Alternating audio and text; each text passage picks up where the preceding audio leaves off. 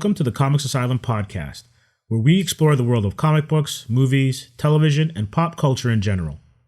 My name is Steve Bino, and this week I'm joined by Joe Pearson to chat about his new book, Pearl Jam: Art of Do the Evolution. Welcome to the Comix Asylum podcast. I'm here with Joe Pearson, former child actor, I've just found out, writer now with a new book out, and the president of Epoch Inc. Animation. And I'd like to welcome him to the Asylum. How you doing, Joe? I'm doing great. Thanks for having me on. I appreciate the publicity and the interest in the book. Great. Before we talk about the animation book, I'd like you to tell me a little bit about how you got started in animation, as well as your company. Wow, it's a long story, but basically I was an art major and a history major, which that helped a lot when we actually made this video for Pearl Jam. But I was working as an illustrator in the early 80s, late 70s, and my friends were getting hired at studios like Disney and Filmation and other places and really getting great pay, union benefits, and they were kind of being trained on the job to be better artists and working with better artists. So I could see their work expanding exponentially, and they had health insurance, which I didn't have as a freelance illustrator. So I retrofitted my portfolio, took some layout classes from some Disney artists, and was hired about a year later as a layout artist at DIC Studios in 1983, which once I got into the business, then you make friends, you do good work, and you just keep expanding. But I realized by the mid-90s that what I really liked doing was writing, producing, and directing my own material. So I learned to become a producer by watching the great producers I worked with at Disney and elsewhere, and open up my studio, Epoch Inc. in 95. We did a series called Space Monkeys for the BKN. We followed that up with the Roswell Conspiracies, again for the BKN. And in the middle of that, we did the Pearl Jam video. So we've been an animation studio for 25 years now. We did a feature film with partners I teamed up with in Malaysia about 6 years ago called War of the Worlds Goliath, which was an independent animated feature. And we're doing shorts right now, pilots, and pitching projects to the new networks.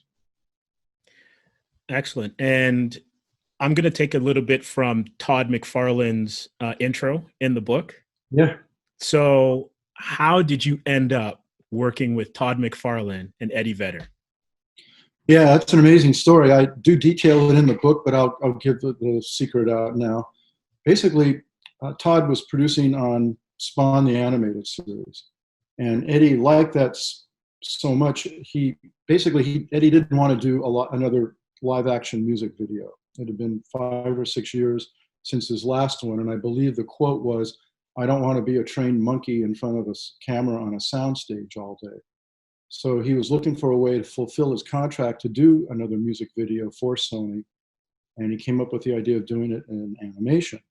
That way he doesn't have to be on camera all day on a soundstage like a trained monkey. So he reached out to Todd. He was a big fan of Spawn, the animated series. He thought style could match well with Do the Evolution. And the thing is, Todd is a superb comic book artist, a great writer, an amazing businessman. I mean, his toy line alone was revolutionary. And Spawn, the animated series, was pretty phenomenal. But, he's not an animator. He doesn't have an animation studio of his own.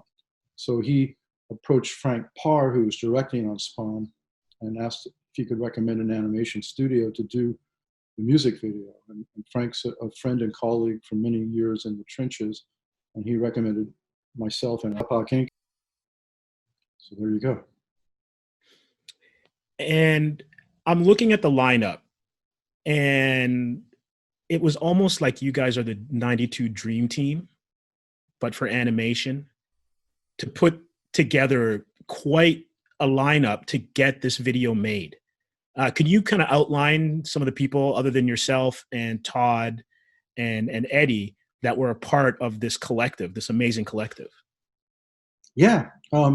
Well, in all honesty, we were a dream team. We had just finished Space Monkeys, and a show, Mummies Alive, for Deke and some other projects. And I had a good core team at my studio of really top artists. When they approached me with this video, Terry Fitzgerald, who was a key contributor to it behind the scenes, as we go into later in the book, he traveled with the band and sat with Eddie every night, showing him our current FedEx packages of designs and storyboards to get them approved by Eddie.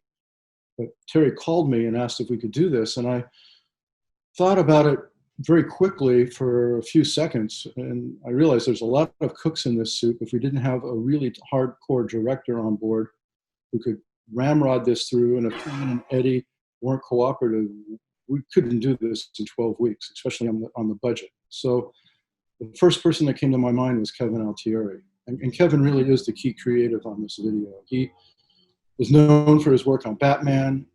He had just finished the Gen 13 movie before I got the call from Terry. He actually assisted a little bit on that movie. We set him up with the overseas studios. We provided some character design and some creative consulting, and he used our post house for editing on that. So we had a good relationship with Kevin, and Kevin and I at the time were very close friends. So I knew he knew history.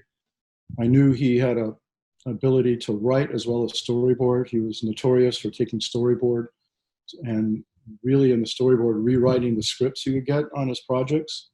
And I watched him do it. It was usually for the better. So I knew he had the confidence and the skills to do this. Plus he knew how to design animation that didn't require massive amounts of labor, using techniques he picked up from studying Miyazaki and other animator directors. There's a lot you can do using held cells and overlays and camera movement that don't require constantly moving characters, which on a budget and schedule like ours would have been very hard to do. So Kevin was the keystone, and he took a few days to think it over because he knew as well as I did that this would either be a fantastic experience or a clusterfuck. And he jumped on board. I think a lot of it was due to our friendship and his trust in me at the time. And he led the team. We had Jim Mitchell, who was a Disney animator, one of my friends who was at Disney that inspired me to get into animation.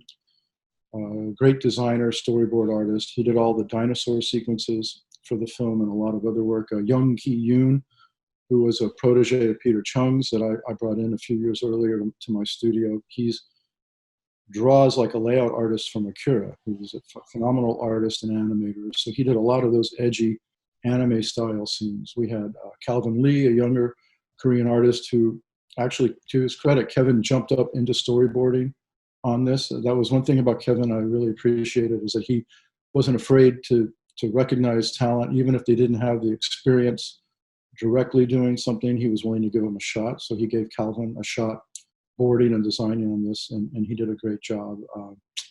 Gosh, we had so many. Tina Oliva and my wife Lisa did the color key. Both of them are experienced animation color key artists. We had a terrific background painter from DreamWorks who did our background color keys. We had a small but very dedicated in-house team. And with the time given, we were able to generate the designs and storyboard on this in a very tight, cohesive environment. Plus, we had 2 studios in Korea, which I had done Space Monkeys and was going to do Roswell with. So I knew I could split the job between them, and they could each take half of the storyboard and bring it to life in a month.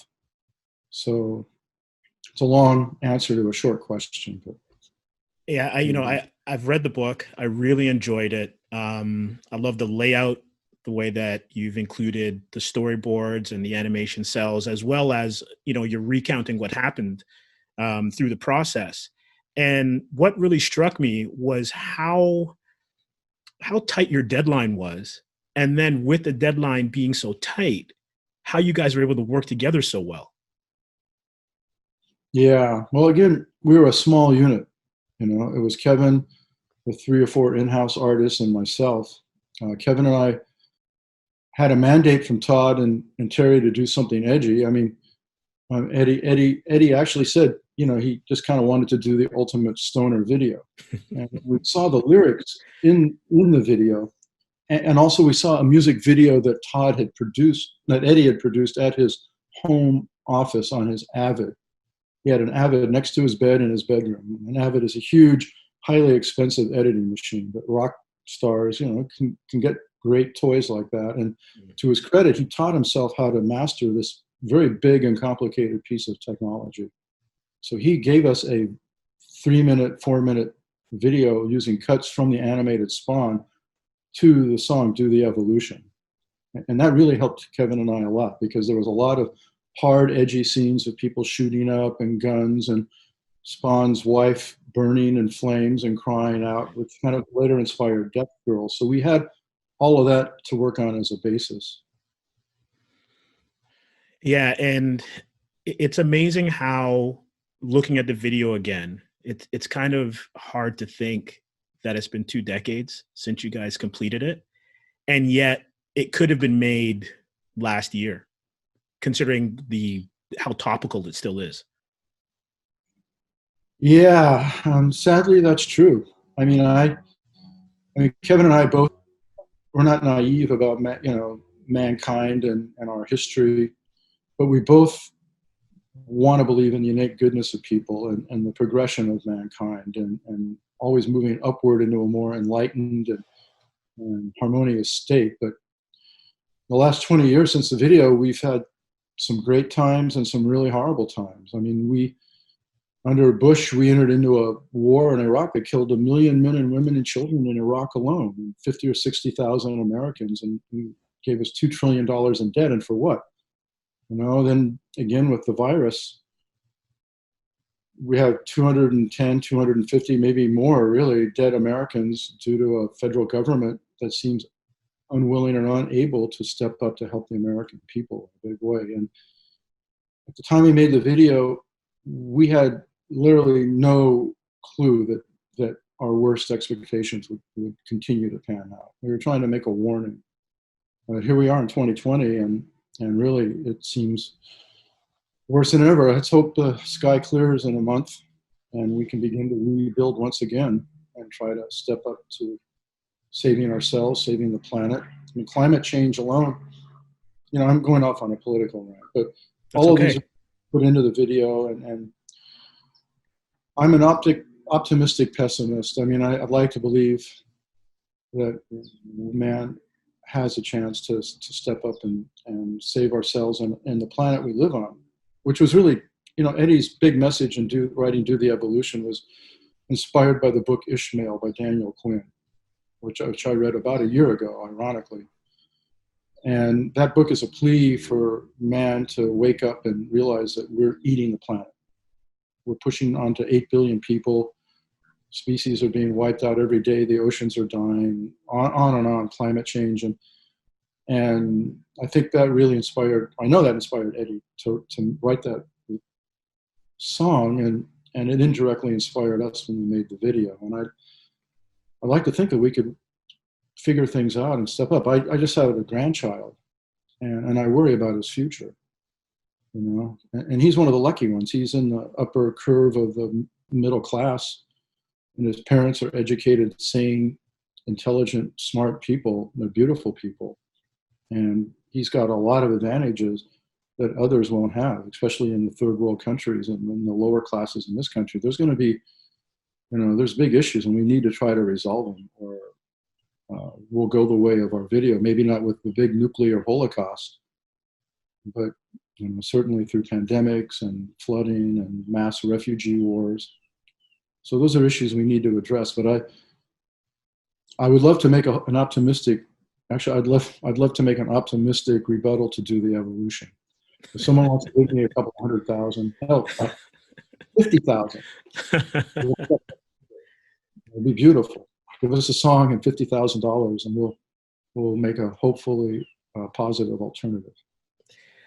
So, what is it about humankind that, even though what has gone before us, because you could see in the video that it's just this never-ending loop of evolution. You build, you get to a certain point, you're destroyed again. You build, get to a certain point, you're destroyed again.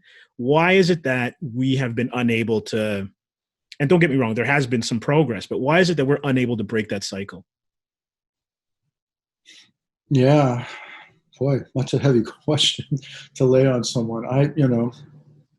Christians would say it's because of original sin. I used to believe that. I don't believe that anymore. I think if there is a God, he, she, it gave us all the gift of expressing itself in this beautiful world that we're all a part of. It's a part of us. In a way, we're all God that way. So we have that potential inside us to be gods of beauty and light on this planet.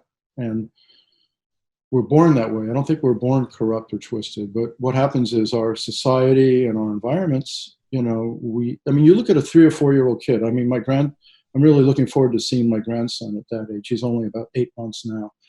But 2, 3, 4 year old children, they have no little brain going on, the little voice inside their head, second guessing things, angling for how they can scheme something or get ahead, or being worried or afraid about the past or the future. They're just there. And I think that ability in us, if we could go back to that sort of state of openness, being in the moment, which sounds like such an awful cliche now, but it's a great concept of just being aware all the time of what's around us and what we're doing, and not turning a blind eye to the bad things, and being willing to give up things to help others. I think we could get beyond this. But I think that little voice inside us is what tends to make us fail, and you're also products of your environment. Donald Trump is a product of a monstrous sociopath, and he bred someone who is a monstrous sociopath. And he wasn't born that way. Donald Trump wasn't born a person like that. His father helped mold him. Trump made his own choices. A lot of it's on him, but a lot of it's your environment. People that are born in the inner city that have a choice of either joining a gang or getting the shit beat out of them or getting killed, they're being forced into that, and then they become criminalized and socialized. People born in a third world country where they have no choice but to fight or die. That's a choice that is being forced on them. And I think if we can, beginning at birth, give people a fair, humane, human upbringing, we can change things. I think that's the big issue. It's nature and nurture.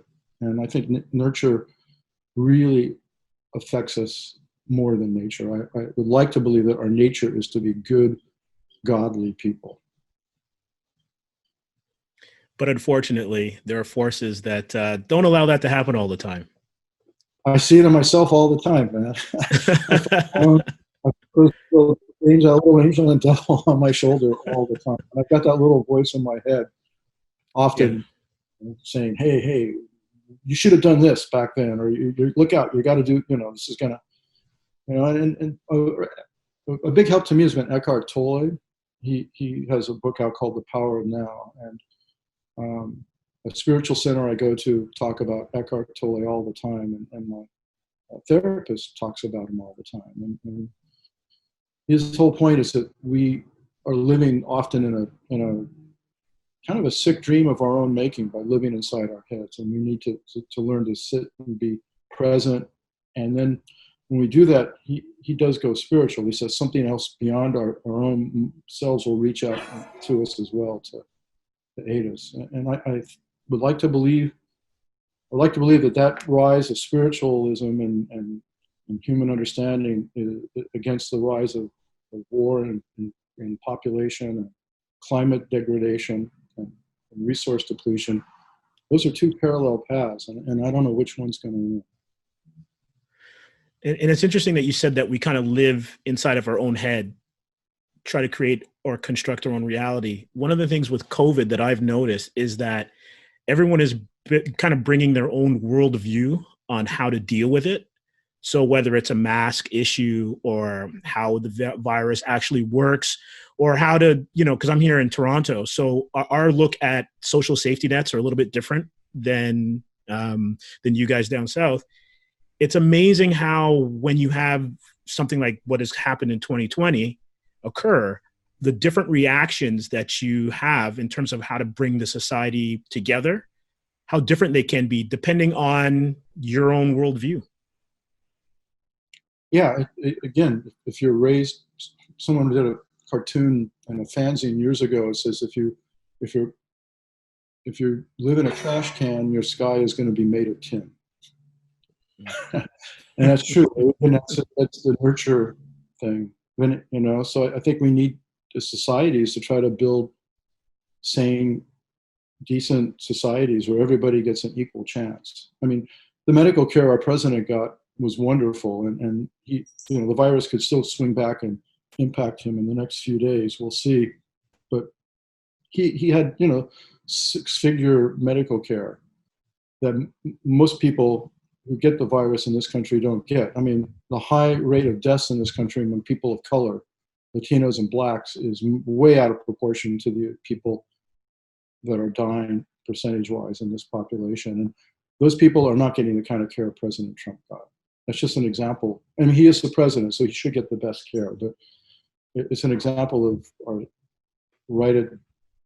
you know, during a deadly pandemic of the inequalities in our system. Right. And I guess depending on what side of the political aisle you're on, when you see Trump at a lectern, it's kind of like the politician in the video, right?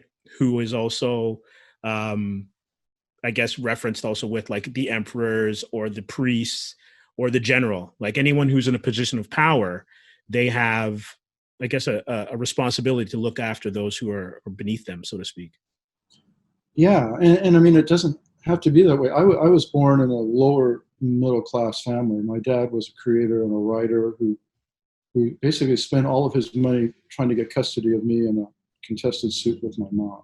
And he won, but he never recovered financially from that. So we grew up living in one-room apartments, one-bedroom apartments for much of my life. And I was lucky, though, because he moved to a very great neighborhood in Sherman Oaks, which had a really high standard of living. We lived in kind of the slums of Sherman Oaks, and, you know, apartment blocks. But I went to a good school. I got a good education.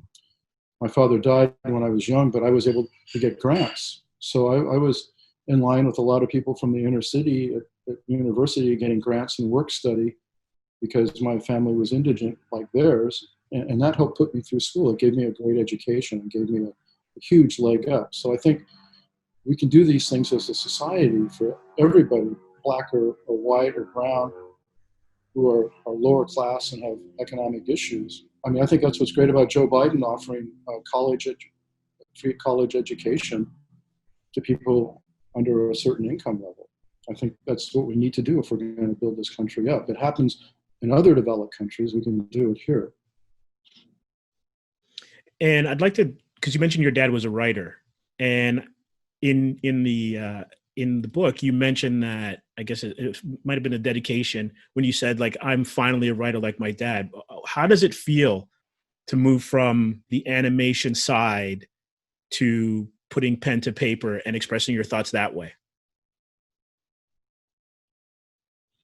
Oh, it's a great feeling. I mean, honestly, I've been writing more over the last 20 years than I've been drawing.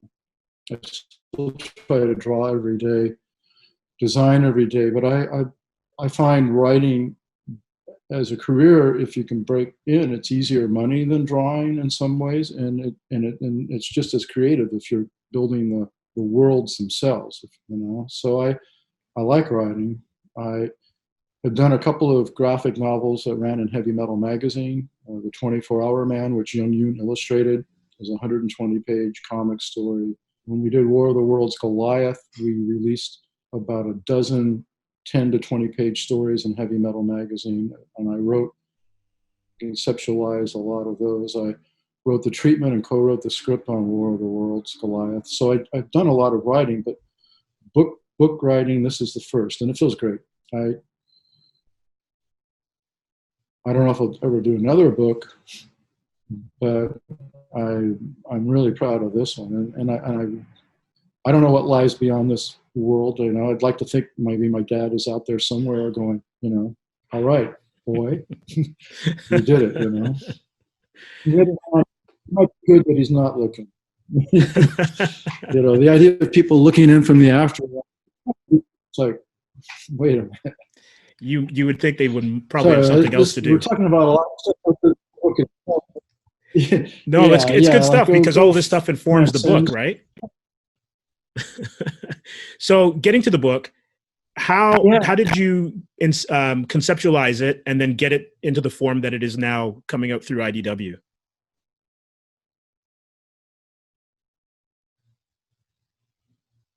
Well, the truth is I had a small percentage of the cells and from the video, and I had all of the original design materials, all the original storyboards, the model sheets, the color key studies. I had all of that, and they were in several large boxes in my garage for almost 15 years. And I gave a number of them away. I gave a lot to the crew. I've given stuff away to friends and colleagues in the industry.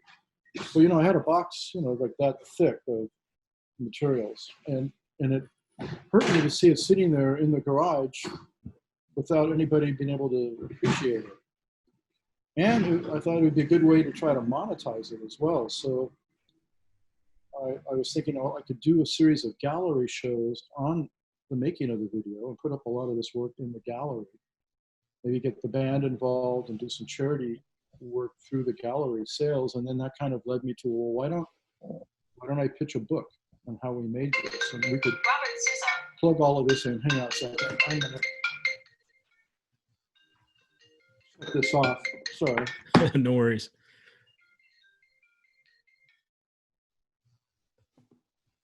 Good timing, Robert. No, so I pitched the idea to Ted Adams at IDW. I had been talking to Ted about different projects, and I knew Ted had worked for Todd, was working for Todd at the time he made the video, and he loved it. I mean, I guess the big thing was there were cumulatively, I would guess there's over 100 million views of the video on YouTube alone.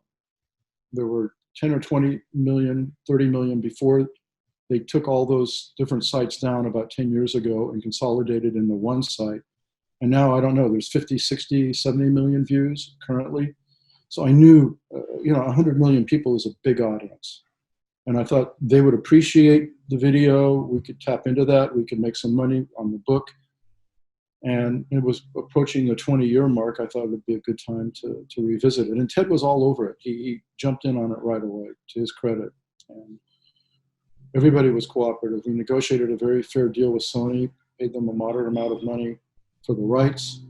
Eddie and the band just wanted approval of everything. And they've been great. The only thing the band never gave us, which I still wish they had, was they would not, Eddie for some reason would not let us use Death Girl on the cover of the book. Right. Right.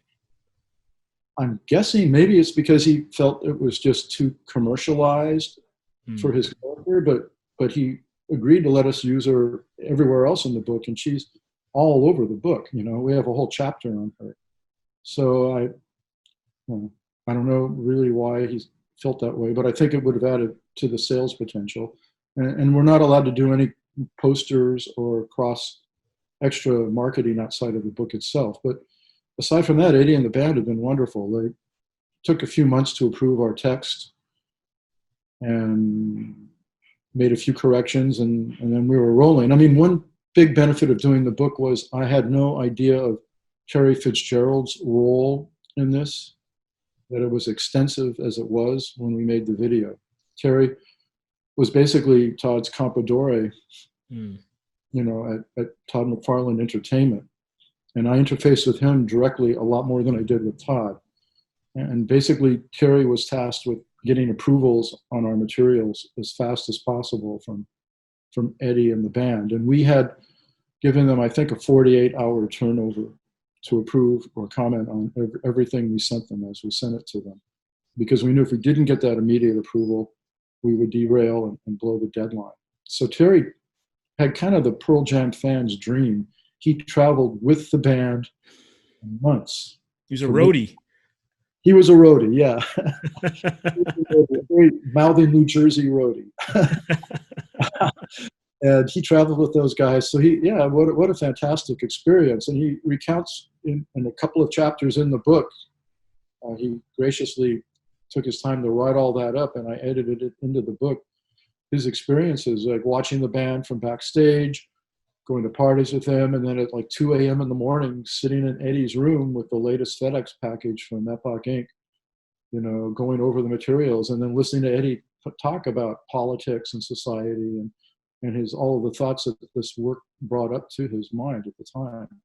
So we have a lot of pictures of that in the book, a lot of anecdotes about Terry's experiences with Eddie and the band.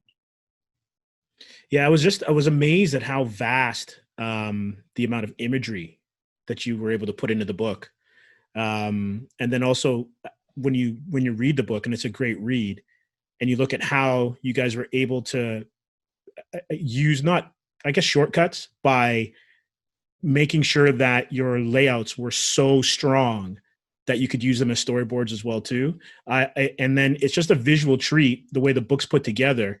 You're actually going back in time and reliving the creative process as you read it. And I wonder, when you looked at the book for the first time, what kind of feeling did you get when you were looking at it and then actually being there, but then knowing what you went through as you were making the video? Wow, that's a great question. In no way would I ever compare myself to Sir Paul McCarthy, but he was asked that same question on a talk show the other night, and it's like he said in his own head. There's two Pauls, right? There's like Paul, the kid who grew up in Liverpool, lost his mom at an early age, made his friends, and that's really him. And then there's this other Paul that became this superstar, celebrity. And both these guys coexist, and they're the same person, but they're kind of separate. And in a very minor way, because I'm like, I'm nowhere near anything at that level, but able to look at this book, it is kind of weird. It's sort of like Joe Pearson, the fanboy, looks at this and just goes, wow, what did these guys do? This is really fascinating. And Joe, the professional, goes, yeah, every day we did it, and we were smart and lucky and had a lot of support. So that's how we did it. But I when I got into animation in about 82, 83, I read a bunch of books on animated films, and I remember reading the making of a movie called Raggedy Ann and Andy by John Filmmaker, and it was a nice little movie. Not earth-shaking, but a really sweet little independent animated film with a lot of talented artists. And I remember reading all of those details of the behind the scenes and the crew and the people and their interaction, and I kind of fell in love with that. Because as an illustrator, I'd been working isolated.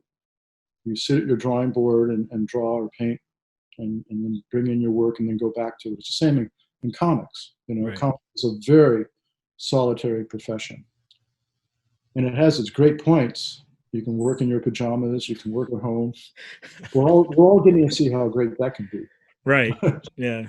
Everyone's a freelance comic artist now in 2020. Yeah, exactly. But yeah, so I was enthralled reading that book, and I remember working on a small production for the studio in Reseda, and it was like my first chance doing layout, and the next thing I knew, I was running a layout crew, and I brought in a bunch of my friends. I remember just walking down the street with the gang of guys, like, these are my guys, right? We're all like this little team. And it was just a wonderful feeling to be doing that. And which is the great thing about animation, is you're part of a big machine or a big team. It's almost like fighting a war. That's why directors are kind of like generals. But I remember those books just inspired me. And I think one of my goals on this book was to create something that would really go into the details of the creative process and show all of this blood, sweat, and work and camaraderie that can go into making even a short piece like this 4-minute music video. And I hope that it inspires young artists who are studying animation to reach out and really go for that career in an excited way. No, it is very inspiring, especially when you see the bones of something that got a Grammy nomination, and you're like, as someone who was not part of the process and just absorbed it as part of the public, you never really see how the meatballs are made or your hamburgers are made. but this is a bit of a slice into the creative process with some titans, right? And the fact that you can collaborate, because sometimes it's hard, right? You guys were able to find a way to shelve your ego and still let your talents shine, which I think is amazing. Yeah. Yeah, and a lot of that is the atmosphere at Epoch that I tried to foster. We had a real family atmosphere. One time the whole crew got together and out of our own pockets, we went up as a group to San Francisco for like a 3-day hangout together. This is pre-evolution. But a lot of it too is Kevin. Kevin was a great general on this. And again, if anyone deserves the key credit for Do the Evolution, it's Kevin Altieri, because I built the machine, I groomed the machine, I did the game plan on how to schedule it, where the money would go, what studios would work on it. I ran interference, and I did co-write a lot of it with Kevin. I did a few storyboards myself, but Kevin was the main driving force. I would say, if you look at this is a cool thing in the book. This like 2-page spread on each the inside pages. Those are all of the storyboards. It goes on a loop. So this is probably like a storyboard and a half of the storyboards we did to make this video. And I'm guessing off the top of my head, at least 60% of these were drawn by Kevin himself. Wow. You can see his style is very distinctive. Yes. And I think, would we have been able to make a good video without Kevin? Probably, but it would have been different. We might have hit some huge dead ends. And I mean, with Kevin, I knew we were guaranteed of giving it the best shot we had. And I really give him the credit for that. He fostered that kind of openness and communication. I mean, running a studio, at one point we had 40, we were down to like a small crew and we did Evolution, but at one point I had like 40 people working in-house and then 200 or 300 people in Korea working on Space Monkeys. And you tend to kind of pigeonhole people. Animation is very much a specialty profession. There's character designers, background designers, layout artists. It's a cat, sorry. No worries. Kitten running amok in here. She gets up there. She can't get through the screen. She'll try. Yeah, it's a specialty occupation, and I think it's easy as a producer. It's less work to say, okay, this is your job, do it, just do it. But I did try at times to give people, to move people up from storyboard cleanup to storyboarding to design. But Kevin, it really surprised me in his openness to do that. He was really willing and open to letting different people do different things. So Brad Coombs, our designer, who did such a brilliant job designing Death Girl, and you can see his work in there. It's all the work that looks very Batman-like. Yes, yeah. I mean, Brad's a brilliant guy, but he was heavily influenced by Batman and Bruce Timm. Bruce Timm, for sure. The you can see the DNA from Harley Quinn to Death Girl. Oh yeah, absolutely. And he designed a lot of that stuff, but he also storyboarded a bunch of it under Kevin's guidance. And the same with Young Yoon. He designed the baby making machine and storyboarded that whole sequence. Right? Jim Mitchell designed all of the dinosaurs and big fish eating little fish and the shark eating the fish and getting eaten by the T-Rex. That was all designed by Jim, who has a real affinity for animals and animal studies, and he's a scuba diver, so he knew his underwater stuff. But he designed all of that and he boarded it at the same time. So that was kind of unique. In animation, you generally will have someone design the characters and then someone else will board the product. But because we had such a small crew and Kevin was so flexible and open to letting people do more than just their allotted job skill, we crossed that line a lot. I tried to detail that in the book. No, it's good. The book is very comprehensive. And what I really liked about it as well, too, is that the individual members of your group all had a chance to kind of, give some insight into the inner workings of their portion or their perception of how the entire process went out, as well as dealing with their interactions with Todd and with Eddie. Yeah, yeah, that was amazing because Brad Coombs, the Death Girl designer, about 2 months after we finished the video. While we were making the video, he and his band, which was a really tight rock band, they used to practice once a week at Epoch Inc. in our big warehouse space. And one night they were gearing up to come into practice, and they didn't know it, but Eddie and Todd were in our conference room looking at storyboards for the video. So we invited them in, and it just blew their minds because they were huge, huge Pearl Jam fans.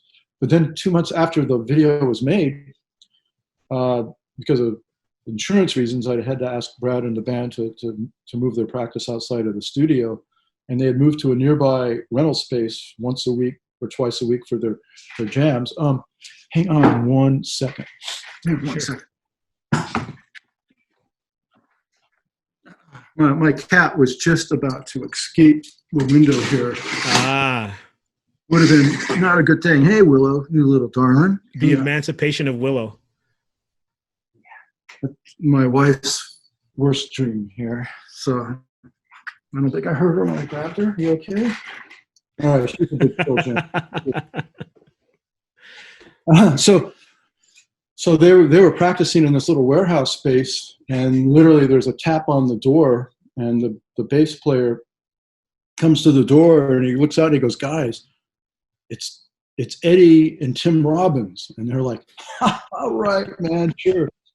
And it was Eddie and Tim. They've been driving around with the industrial space in Santa Monica for some reason, probably near Tim's house, and they heard the band playing, and the band was so tight and so good, they thought, "Hey, let's see if they'll jam with us." So they showed up with a bunch of beer and food and said, "Hey, can we jam with you guys?" So they jammed together for 2, 3, 4 hours, which that's amazing. Is every fan's dream, right? And Brad, I didn't know he could write that well. I guess he is really multi-talented. He wrote a beautiful chapter, which we put in the book, about his experience with Eddie and Tim and the band. So, yeah, it's funny. It's a funny, the world's full of that, right? These weird synchronicities, and which makes it really a great experience most of the time. Yes, for sure, for sure. Now, I want to get back to your writing just a little bit. Yeah. You said that you're not sure if you would do anything like the art book again, do the evolution. Would you, or are you planning to do any comic book writing in the future? Oh, man. That's a good question. I'm not a young guy anymore. I know I look young, but I'm actually pretty old. I'm joking. I am old. I'm semi-retired, but I because I don't need to work to make a living now, but I love creating and world building. That's like, it's nothing I want to stop doing. So I have a number of creative projects, and I've been trying to focus on which one to target and which one to do. And mostly I've been spending my time turning them into animation scripts or pitch decks or Bibles. And we're gearing up to take a couple of them out to the networks to see if we can get that going. So I have been sublimating most of my writing into that. I love comics.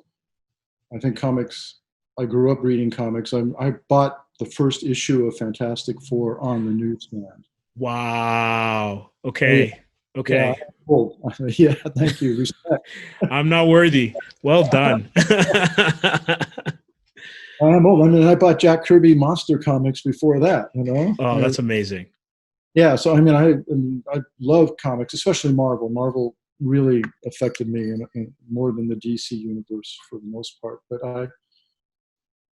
I think it's the audiences are wonderful and dedicated, but they're small, and the monetary rewards aren't great. So I feel like as long as I have access to bigger media, bigger money, bigger audiences, and my skill set is as a producer and a director and a writer, that I'm going to go for the bigger ring. We'll see. I have a children's book that I've been working on that I would really love to finish. there's an artist, Von Bodie's son, Mark Bodie. I don't know if you're familiar with Von and his work. Not too much. He was kind of the guy who created the whole graffiti art style with those big dough-shaped faced women. Oh, okay. With the yellow hat with the red feet, the wizard hat, Right. which was Vaughn was the biggest influence on me as an artist. He was an underground genius up there with Crumb and Rick Griffin and a few of those guys. His son Mark draws just like his dad. He's really got that style down. And he doesn't even know about this, but I've been working on this kid's book for a while. And if I can get all of the writing done and locked in, I'm going to maybe commission Mark. I'm going to pencil it and then have him do the finishes. But we'll see if we can get that. It's a very, it's kind of about, yeah, anyway, that's a whole different thing. But that's something I would like to do. But yeah, comics, anything I do, I would like to put out into comics at some point, and novelizations. I've got a really good novelizer who novelized my War of the Worlds Goliath movie, Adam Whitbut. She's a terrific writer. And I'm kind of waiting until after the election to see where things fall. Right. And things settle down and we go back into a more sane time. I might venture a Kickstarter for one of these projects, which would be to develop one of these IPs as a multimedia world, do a comic, do an animated trailer, do a novelization, and run with all three of those tracks at once. And now's the time because, the avenues for having a cross-platform type of IP are there, and you have the networks that are open to ideas, right? So it's not that much of a closed loop anymore. Yeah, in theory, I've been independent for so many years in animation. After we finished Roswell Conspiracy, Kevin Eastman and I spent like 5-6 years together trying to raise money for a slate of heavy metal-based movies. I wrote the business plan, and I'd love to write a book on that experience, actually, because it was insane. The interesting and sometimes dodgy characters we were dealing with who wanted to invest in this, and the things that happened. And at the end of the day, we did raise money for War of the Worlds Goliath. But I pretty much doing that and making Goliath over 3 or 4 years put me out of the industry. So I don't have an agent. I don't have actually an easy way back in. So we're seeing on this one IP we have out there if we can actually get past the gatekeepers to the executives that make the decisions. Right. So Joe, I just want to say that this has been a pleasure. I had a fantastic time talking about Pearl Jam, the art of Do the Evolution. Anytime you want to come back and chat, and that the last project that you spoke about, the heavy metal one with Eastman, I would love to read a book about that. Oh yeah, thank you. I'm thinking about it. So a lot of mea culpas in there, I think. But one last thing. Yeah, for sure. I want to give a shout out to the guy who designed the book, Robbie Robbins. He was at IDW for many, many years, and this is being published by IDW. But Robbie did something on this book that I think is really unique. He did what I call a fully kind of deconstructed approach. Yes. Yeah. On the layout and the presentation. I mean, it's almost when you read it, let me ask you a question. Was it too much? Was it hard for you to read and track on things because of the sheer? No, it wasn't for me. I was able to read it on PDF as a PDF, but because I like drawing and I like design, I'd read what you had written, and then I'd be looking at, oh, look, he used crinkled paper and Scotch tape as a design element to stitch together the writing and the cells. Like the design of this book it's on point. I loved it. Yeah, here's a good example. Exactly. Yes. Sure. Yeah, I kind of call it deconstructed, and actually, to me, it feels very rock and roll kind of. Mm-hmm. Very. It's edgy. It's edgy. Like it's exactly what you guys are trying to do. Yeah. So I mean, his design and the way he pulled the images that I gave him together and put them into the presentation is at least as much a part of the book as my writing. And I want to give Robbie a lot of credit for that. No, it was So thanks for it was a fun read, and anyone who's listening, I recommend that you go pick it up. And I'm assuming that's going to be at any bookstore as well as any local comic shop. All right, so yeah. thank you very much, Joe. Sorry, you had something to say? No, I just thank you for your time. I this interview took some unexpected turns in terms of talking about uh, philosophy and politics and mankind. I didn't expect that, but I enjoyed the conversation. Thank you. As did I. You know what? If we had more time, I would love to talk to you about the history, like because you're a history buff, as am I. So maybe for another call for sure. All right. Well, take care, and I think we'll talk again. Absolutely, we will. You take care. It was great. All right. All right. Bye-bye. Thanks for watching. Remember to click the like button, subscribe, and leave a comment down below.